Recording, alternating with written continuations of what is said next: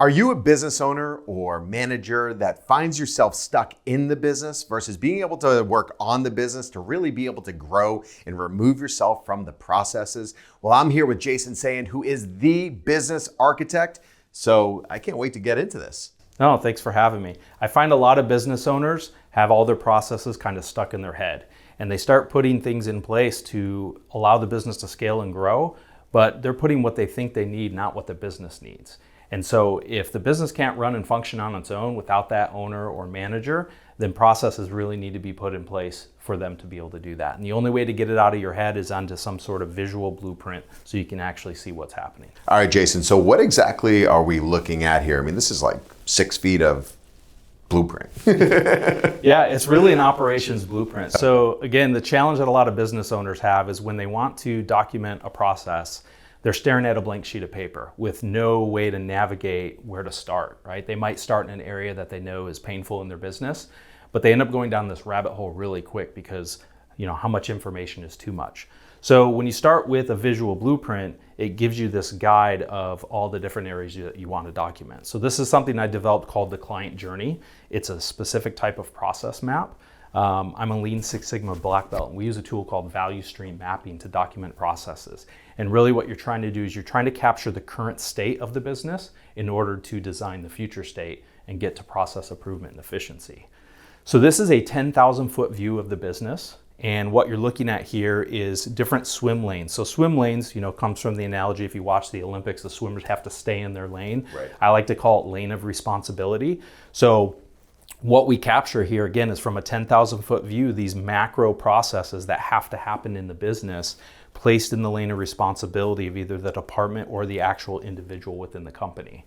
And so we do that and cross-reference it across the phases of the business as well. So you have that journey of the client flowing through the company. Absolutely. And looking at this, just from the different categories and the different lanes and listings as far as who is who, this is great for a number of different types of businesses. Absolutely. I work a lot with custom integrators that install technology in high-end homes, but essentially they're a skilled trade. So any type of skilled trade could benefit from this. And I actually work with larger organizations as well, where might be a specific area of their business. But when you capture things from the macro, it's a lot easier to then identify the micro areas where you need those checklists, those standard operating procedures, right, or instructional type of documentation. Absolutely. So the question is, where do we start? Yeah, well, we can start at the top.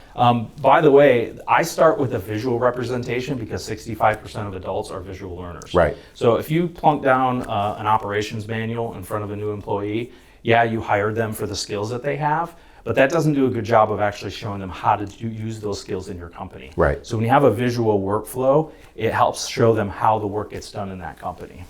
So we start in the area of marketing, right? Every company has different types of marketing. That drives a client to reaching out to the company. Usually that goes to sales. So we capture the macro steps that happen in sales, and then as the project flows through different departments, all the way to, in this case, going under contract. And within these steps, we can then identify those detailed instructions of what is happening. So when you zoom in and get closer, you'll see there's icons for checklists, documents, and that's capturing different areas where we know, hey, we need additional documentation for that so that we can train our employees and everybody understands what happens during that step. And then we cross-reference it from phases. So we have all the different departments, then we have the phase, and then we go back to the additional steps of what's happening in that phase by department. Yeah, because when looking at this, seeing the visual as far as what the whole process looks like, you can literally take position by position, look across the entire spectrum of what that process is, because essentially from client to completion, getting the client to completing the project and then going back into the rotation. It's right in front of you. The sole responsibility for every single individual that works within a business. There's a lot of people that don't even know what everyone does in their company. They just know that they need to get it from point A to point B. And nobody hires anybody to take what they have done in the past, but really what you want them to do for your business. So, the visual really, it just simplifies the whole process, just looking at it in a blueprint type manner. Then we have the client. So that's the first point of contact. And that client reaches out, and in this case with custom integrators, they're either calling to do a project or they're calling because they have service. Right. So we capture the project and we capture service. That symbol represents an input. That's kind of what's starting the process. So through each lane, as you look left to right, we also have these phases. So it's important to cross-reference not just the departments or the people that are doing the work, but also the phases of the project. And the phases could be anything depending on your company. All companies, when they sell a client something, there's phases that it goes through. Right. So in this case, it's going to start off with sales, and we're capturing the steps that the sales team has to do. Then it goes to engineering. And anytime you see an arrow, the smaller arrow, which it shows in the legend, is interdepartment. The bigger arrow is cross-department. That's a point of communication or a handoff. Right. So that's important to define because earlier we talked about employees working in silos, and if we don't identify those handoffs, that's what causes that silo type of operation. Right. So in this case, I have the example, send the request how. If the sales team is going to request a proposal from engineering, how are they doing that? Are they walking over to their office? Are they sending an email? Is it something that happens in software? Is it done via Slack? Those are potential, bottlenecks that get created. So we want to discuss all of those things. And then even here, we're identifying, that they're storing the project and it's in a folder, right? A lot of companies are using, Dropbox or Google Drive, so we want to call out exactly how that stuff has to happen. And then we continue. And the decisions are important because even though in all businesses, you're going to have exceptions to the rule, but we want to build rules in place. So we have decision points at the areas that make sense. And then there's a clear-cut path on we can go this direction or that direction. Right. And as a business owner or manager, you can still choose to break that rule, but at least you have rules in place so you have structure. So the process continues, and then we hit this phase point. So we have this. I was going to ask, what's the dotted line for? Yeah, so the dotted line is separating the phases of the project. So in this case, this is the project getting sold. But until that client pays, it's really not a project, right? And in the custom integration world, usually their first phase is what's called pre-wire, where they have to go wire the house. And so now we're putting a clear line in the sand. So that what comes up a lot too is, hey, do we start working on this project before the client pays? You shouldn't, right? You should always wait till you have that deposit. Now you may have a repeat client that's good for it, but again, if you have a rule in place, it's easier for you to make those exceptions. Right. And then once the payment's received, everything kind of kicks off. And we can even split up multiple things that happen at a given point because it's not always this linear line. And we identify a project kickoff meeting.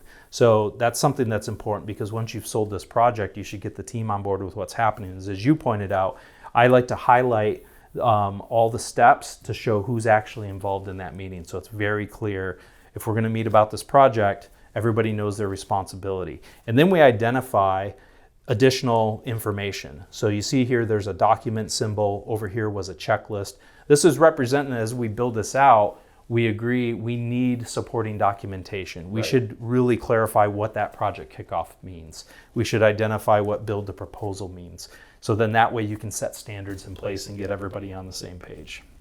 Absolutely. I mean, and that was a great point because, and I wasn't even paying attention to the fact of like the dotted line separates every single phase going through the completion process. So, this simplicity of it, but how complex it is at the same time is impressive. Yeah. Once you understand it, then you can't kind of unsee it. Right. No, absolutely. And then as we continue, again, we have we draw a clear line in the sand of who has ownership of this project for the client, because that's another thing is who's got the ball that's in the air. Right. So we want to identify that so that everybody knows who to go to if they have questions, as opposed to always going to the owner, right? And then they're stuck working in the business. So we continue here, and in this phase, again, there's a lot of work that's actually happening at the job site. So again, we still use our decisions to call out areas where we should have decisions, additional documentation to clarify what's actually happening in that phase. And then we get to a point where we're changing phases again. And in the custom integration space, typically that's a point to have an invoice to a client. And it happens with all specialty trades. And it's an area that honestly is not always done properly. Right. They're not sending the invoices at the right time, or they're collecting them until the very end. And again, that can affect your margin because then sometimes it's harder to collect money because the client didn't know. Right. So we specifically calling out here at the end of this phase, we need to send that invoice to the client. We're not going to start again until that's been paid. Yeah, no, absolutely. And just like I said, I'm obviously not an integrator, but in my business, invoicing is a big part of it. And a lot of people, and obviously our industry, we're fast paced, we keep going, and it's like you can miss things if the client's not paying. So there is that fine line as far as being able to operate and run any business. Doesn't matter what we're talking about. Yeah, and if your employees have to come to you to say, hey, are we ready to send the invoice? Right, exactly. You're stuck working in the business. Absolutely. So then we continue in the phase, and again, we want to keep identifying additional areas where we need to clarify steps and process through additional documentation. We have further decisions, but the important thing is here, there's a rule to how everything is going to happen. And then we approach another phase, and then this is the closeout of the project. So again, you see another group meeting, we see where the client's involved, so it's very clear that we have to set up a final meeting with the client and then transition the project at the very end. So one of the important things here is that we're building rules in place so we can manage exceptions. And so we've captured that with different decision points. And these are decision points that happen on every sort of project. You could easily say they happen everywhere, but we put rules in place to minimize that. But at the areas where it's important to capture, we do so. And so in this example, once they finish the work at the project, there's a question is there a change order required? Right. Especially in construction, sometimes the client requests something new. Sometimes there's a change at the job site that forces you to make a change. And if it is, well, then you have to update the design. You got to discuss it with the client. Right. And then you got to get approvals. And then get them approval. So not only do we capture the decision, we color code the arrows again, because the more you can do it visually, the easier it is for everyone to understand. So they know, red, it's stop, there's some extra things that have to happen. Green is like, nope, you're good to go forward, just like a traffic light. So in this case, if the change order is required, we need to update the project, we need to discuss with the client.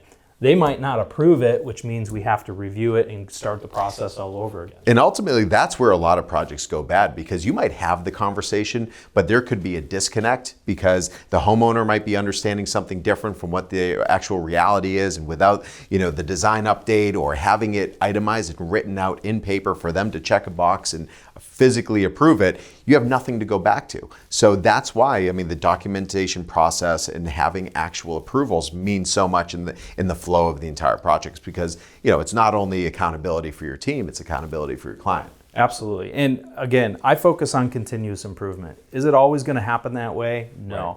But if right now the processes only happen 50% of the time, and through this documentation and training with the employees, that can go up to 75% of the time, that's a huge win. Sometimes, like you said, there are exceptions, but as a whole, to have a business run effectively and as efficiently as possible, everyone needs to know their responsibility. And sometimes there's like, okay, am I doing this or is the next person doing this? So this clarifies everything and really leaves no gray area for any individual within the company. Absolutely. And that also brings up, as you see these arrows, or what I call handoffs, as it goes from one box to the next, that's a handoff point. So that could be a communication, that could be something that happens in software. So once we capture visually what's happening from a milestone perspective, and then we identify where the detailed documentation needs to capture, we can start to standardize things. So when it goes from sales to the office, is that a Slack message, a Teams notification? Right. Is it a notification in our software because we changed something on the sales order? It's hard to understand how to set up and optimize your software when you don't have a blueprint to look at. So this allows you to do that. You can capture where the software is used and figure out how to optimize it for efficiency, or maybe you realize the current software is not working, but you have a better plan to now go find new software that's going to fit your process. Absolutely. And you were just mentioning all of these different handoffs. This is color coded. There's different lines, arrows, different types of symbols that really indicate what happens. When you're looking at a business, how much of this blueprint is able to be replicated into just really most businesses that you're working with? The concept of how we capture this information can work in any area of the business. It really depends on, what you're looking for. So for example, this is a 10,000 foot view of a custom integration firm. I've worked with roofers and other skilled trades. But we could look at one of these boxes right here, which is actually the work they're doing on site at the customer's house. And we could blow that up into the same format. Right. And the answer to that is, what do you need for your business? Where do you think you need this type of documentation to streamline operations, create more efficiencies, and help train your employees? So I have clients where we've taken 4 or 5 sections of this and blown it up and duplicated the same concept. Okay, and I mean, literally, it's all checks and balances. I mean, to be able to get from point A to point B, certain things need to happen, and that's what's impressive. And you, as a professional in the sense of systems and being able to see what somebody's doing and really diagnosing what their real problem is, because a lot of people think they have a problem, but they can't really put their finger on it. But as soon as you see it and them going through this, I'm sure you're coming across different instances of saying, you might think this is your problem, but you're getting caught up over here. Yeah, it's funny. Whenever I start with a new client, we start with basically a blank template, right? And we use Post-it notes. Whether we do this in person or I can do it virtually as well. And we just start identifying everything and laying them down into the proper area. And on many occasions we get stopped because they realize, wait, that's a point that's breaking in my business. What do you think we should do? How should we do it? Here's the problems. And we have these great discussions because, again, we're capturing the current state and at the same time defining what the future state should be. Right, because you're working with so many different types of companies from all different fields within within the industry of service and installation and all different. Really, it could apply to anything. Where you've seen things done in other companies, where you can also make suggestions as far as how to simplify a process and how to get there. Because it might just at a point, it might just go to the owner and then they just carry through where there's no one else necessarily involved until it hits a certain point, and then they pass it back to whoever it might have to go to. Yeah, I mean, a lot of times it's just we've been doing the same thing for so long. Right.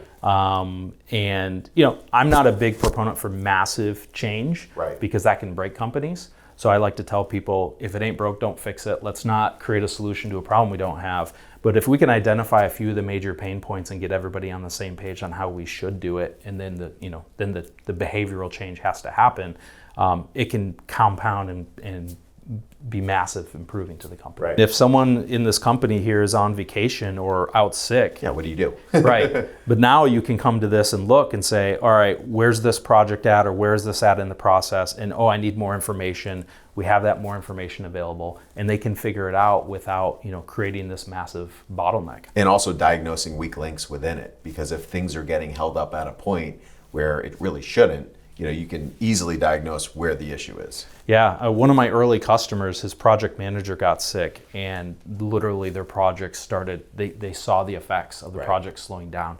And they didn't realize how much was in that person's head and how much he was an integral part. And when he was removed, everything fell apart. Right. And that's what you want to try to kind of eliminate that from happening and put a solution in place. Well, that's a scary thing for any business. So when going through this, so obviously you recognize where it starts, where it goes, goes into the sales process, then into engineering, and then, there's going to be a continuous workflow from there. What are those steps between you and the business owner, as far as other than documenting and putting on Post-it notes and things like that, as far as what should actually happen versus what is happening? Like, is there like a method to how you process everything? Because obviously when you're listening to people is a whole lot different than a business owner just telling you, well, this is how it is and this is where we're going. Yeah, so I'm a trained Lean Six Sigma black belt, which means I know how to spot waste, and my goal is to eliminate it for efficiency, but also for continuous improvement, not 100% perfection. So there's 8 types of waste that we know how to identify in Lean Six Sigma. And so when someone tells me, well, this is how we're doing it currently, and if they don't think it's a problem, but I identify, that's actually kind of wasteful, we talk through that process. Now, sometimes they just don't want to change the way they're doing things. Maybe it means they have to invest in a new piece of software. So then it's their decision, what kind of, what they would like to do. But I try to spot the waste and help point it out and help them understand the benefit of removing it, which would be changing the process. Right, exactly. And it's not necessarily just changing it, it's improving the process, because that's the ultimate goal. But when we're going through all of this, so we have a lot of people that are obviously watching this, and they might be an integrator, they might be a roofing company, they might have a HVAC specialty type of business, whatever it might be. I want to kind of go through some of these because we mentioned it goes from the client to the sales and then working through the process. Different bottlenecks that some people might find, like whether that goes into engineering and then where does it go from there, or once pre-wire is done, how does it get handed off? I want to kind of talk about these specific different steps. Let's talk, integration since, I mean, you have years of experience in that, and you have a lot of clients that are in that industry. But what is the actual flow that people can relate to in the sense of where this is going to help direct? Well, the challenge, what happens is a lot of these companies are great at going and selling their solution, and then they figure everything out later. And they're good at installing it. And what I tell them is, these early stages of developing a proposal, signing the contract, and then bringing your team in to have a kickoff and explain the project is really crucial, because any mistakes that are done here will compound at the job site. And you know this because you're deep into the construction and remodeling business. Absolutely. If things aren't set up great from the beginning, more problems are going to be, they're going to be worse off later. And it's noticeable. I mean, when I go on these projects, and looking at different companies' processes, there's areas where, like I assume this is the way, but then when you get on a job site where everything is so efficient and, literally nothing passes, that's where it's impressive. And that's exactly what this is going to do for businesses, is to really be able to lead in that direction. Yeah, when I work with a lot of these clients, what I find out, one of the big bottlenecks that we capture that they don't really have built into their processes, all the technicians that are out doing the work aren't really aware of the project.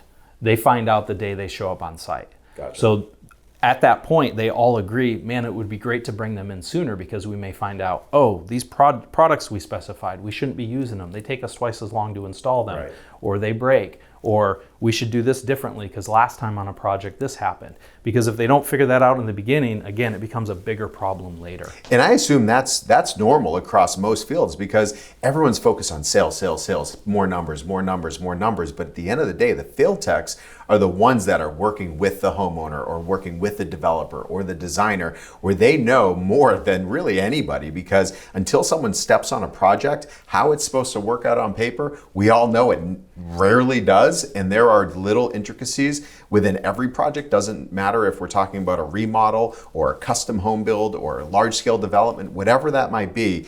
The field techs are in the field, and they're the ones really dealing with any issues that do arise. So, talking about that, bringing them in from the beginning, so that way, because they're the ones installing it, they use it firsthand, they know which ones are more difficult or which ones have more longevity. So yeah, and this creates transparency across the company.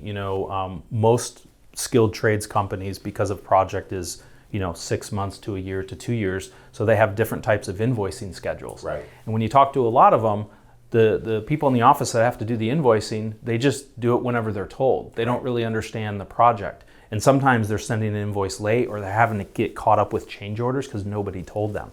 And that's another big pain point. So we capture and document things, how they should happen, so everybody understands, listen, after this part of the project phase, we need to reconcile the account, our hours on site, so that we can bill accordingly, because that can take a hit to your profitability. Without a doubt. And there's so many, as far as when it comes to software and technology and everything, there's amazing software out there where literally you can't go to the next point without things being checked off. And this is going to show people how to build out their software. Absolutely. As far as when it comes to, getting into the process, we have an installation and say the pre-wire is done, and then they're getting into the next phases. What are you seeing towards the latter part of a project? Because if you're speaking with an integrator, and there's so many other trades within the development phase, say we're talking about a custom home, and other people are ahead on schedule, but you weren't made aware. There are parts of business that are affected by other trades as well when you're working on a large scale project. Yeah, absolutely. Well, if you look at these swim lanes, you'll see a lot of the steps of the project fall in the role of the project manager, right? And so that comes up a lot with many of my clients, because they may not have a project manager. So somebody who's selling is also project managing. And this helps them understand, wow, there really is a lot of work that's being done there. Right. And that's where things get missed. They're the ones that are supposed to communicate with the job site to find out what the status is. Is drywall going up next week? Because we better get in and do our wiring. Right, and exactly. manage all those relationships. And that's what affects profitability, because a salesperson's responsibility is obviously bringing in new projects, being able to, drive revenue. But at the end of the day, if you don't have someone quality that's managing the projects in their day-to-day, doing all their checks, we can see the amount of boxes that fall within the project manager swim lane. Every company really needs them.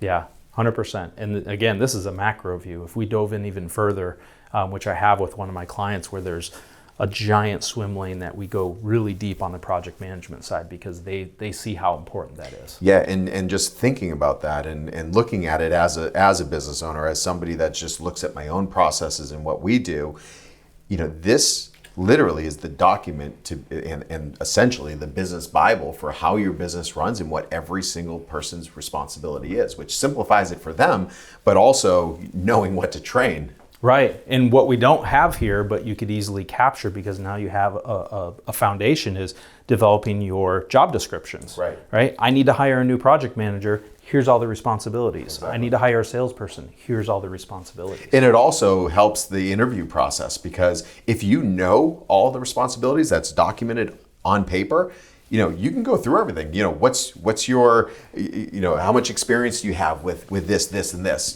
being able to itemize it and know whether or not you're hiring the right people as well. Because, training, it's not only an investment financially, but the time and everything, and hiring people from the start that fall within the categories that you need for your business and have expertise in areas that you really need really makes a big difference. Well, and you can help identify where those knowledge gaps are up front. Right. So if you have something like this to walk through, that can help the employee say, we didn't really do it that way at my old company, and that's something I wasn't familiar with because maybe it's a new piece of software. Right. Great. Okay, we can get you trained on that, as opposed to 6 months later, see that they're struggling with that piece of software or that skill. Yeah, because everything is teachable, but at the end of the day, the whole point of building a successful business and how to build a successful business is hiring people that are experts in different components of your business, that they do a better job than you. Nobody can be the best at everything. And, when it comes to building a team, doesn't matter if we're talking about sports, business, whatever it is, you're only as good as the people next to you. And this literally, it's exciting for me to look at this because I'm looking at the entire, what a business is. And there's no gray areas, there's no anything, and you know where to improve. So, this is going to help not only the process, but how to hire, how to train, everything that flows within a company. Yeah, one of my clients calls it his cheat code. Seriously. Because whenever they're stuck, they go to the map, just like when you're driving your car, right? You go to navigation. Absolutely. You can't just Google search, what does a project manager do? Because every business is a little bit different, but this literally documents and it allows you to continuously work on it, because there might be things that you're like, oh, well, we really need to improve here, and you might add extra steps, or maybe something's falling through the cracks, where it is the visual blueprint of what to do. Yeah. And I've had clients actually use this in their sales process. Right. Again, you and I are kind of in similar industries. Imagine you roll this out to show someone what their project's going to look like. Yeah.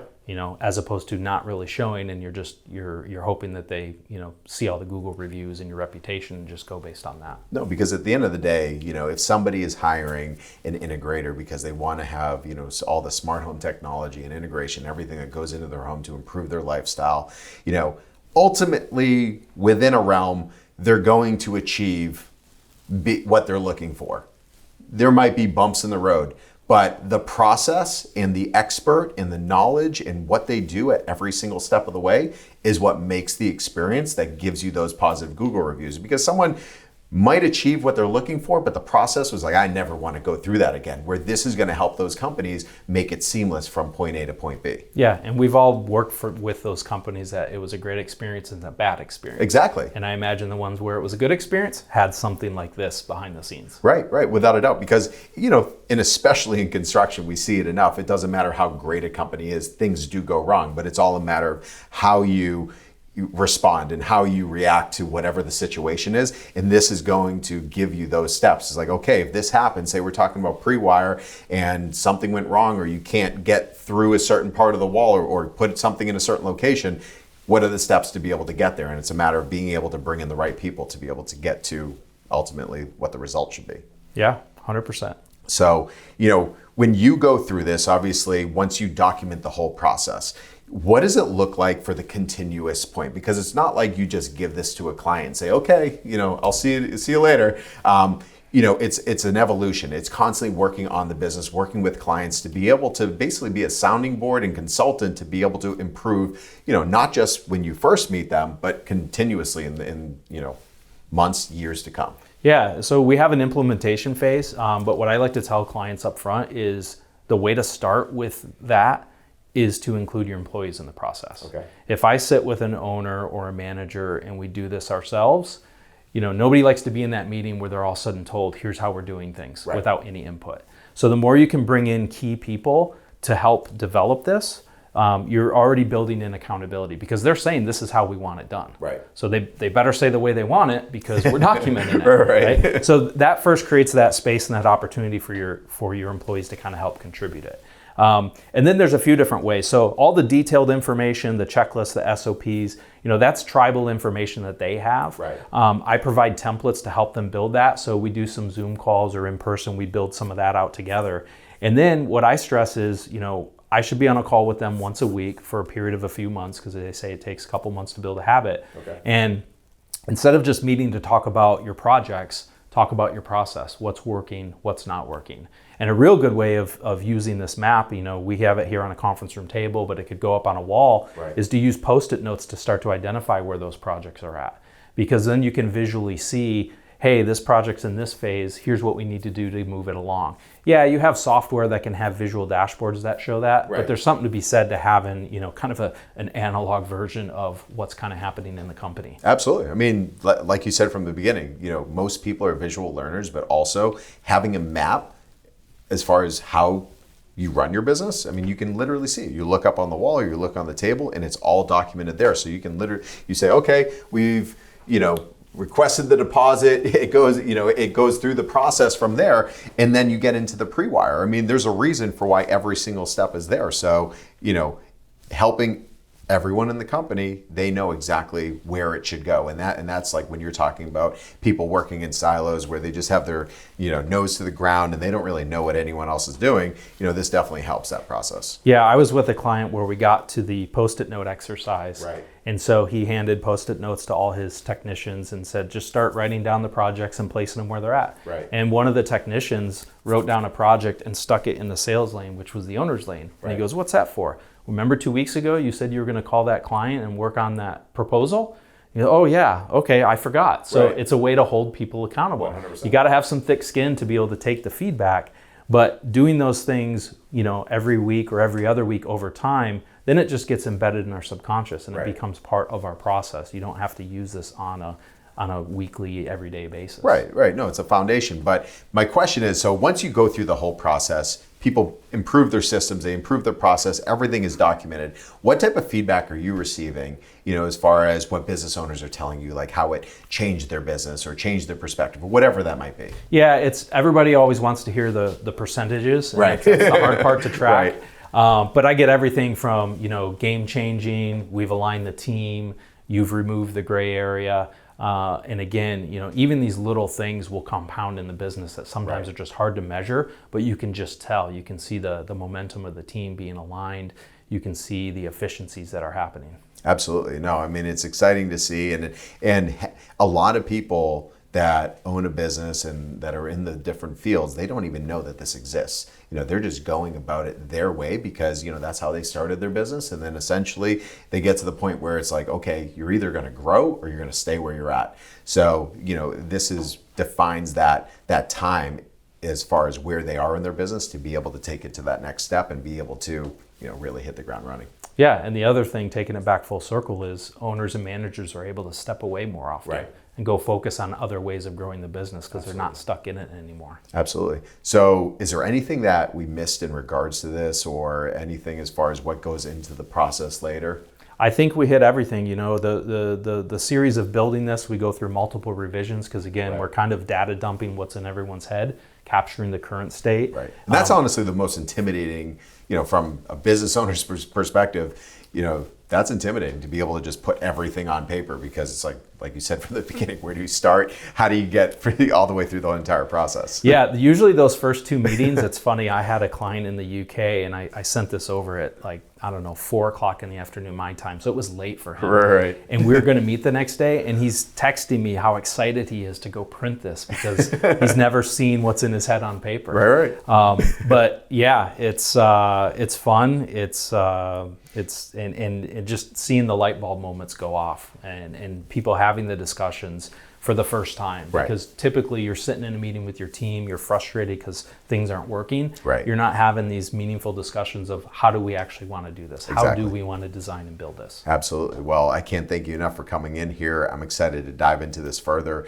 But most of all, business owners now know that this is truly available to them. It doesn't matter what size of business, whether they're just starting and actually it's probably easier when you are just starting to start documenting as far as all the processes. But this is, like you said, game changing. Yeah, and I work with large companies as well. I just signed a contract with a global distribution company that sells electronics, and you'd think they already have processes in place. Right. Well, they're acquiring other companies. Right. So when you look in certain industries where there's mergers and acquisitions, and so now you're buying a company that has a process, you have your process. Absolutely. You need to merge those. You need to figure out how to streamline operations. Unfortunately, the accountants usually do that. Right. But with this process, you can actually figure out a better way of integrating those companies together. 100%. That's a great point, because that's a lot of the disconnect, especially when you go through acquisitions, because everyone has their way, but there's reasons why a company was successful. So being able to diagnose that from both sides, and it allows both companies to be able to improve the overall process. And business is about evolution and growing and changing in ways that matter. So this is the perfect way that I can see to be able to do that ongoing. Cool. Well, thanks for having me in and having a Absolutely. conversation. Thank you. All right. Thanks for joining us.